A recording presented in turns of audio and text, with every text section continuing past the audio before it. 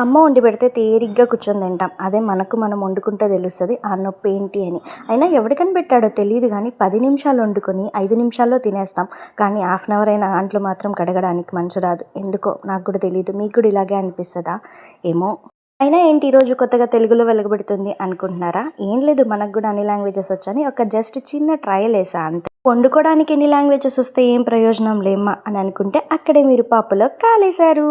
రేపు సిచ్యువేషన్స్ బట్టి బయటెళ్ళి నించున్నా కూడా నా మొహం చూసి ఎవడు జాబ్ ఇవ్వకపోయినా కనీసం నా లాంగ్వేజెస్ చూసైనా నా మొహానికి జాబ్ దేకుతాడనే ఒక కాన్ఫిడెన్స్.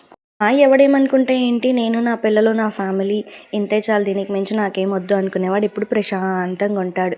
ఎప్పుడైతే వీళ్ళందరూ మనోళ్ళు, వీళ్ళందరూ మనకు కావాల్సిన వాళ్ళు, వీళ్ళకి మంచి చేయాలనుకుంటాడో ఆడ తొందరగా పోతాడు. ఎందుకంటే ఈ ప్రపంచం ఉండేదే అలా. అందుకే చెప్పేది ఎవరితోనూ అతి మంచిగా ఉండకూడదని చెప్పేసి. మన పనేమో మనం చేసుకుంటూ వెళ్ళిపోతుండాలి. ఇలాంటి ముచ్చట్లతో మళ్ళీ దొరుకుతాను. పేజ్ని ఫాలో చేసుకోండి. బాయ్.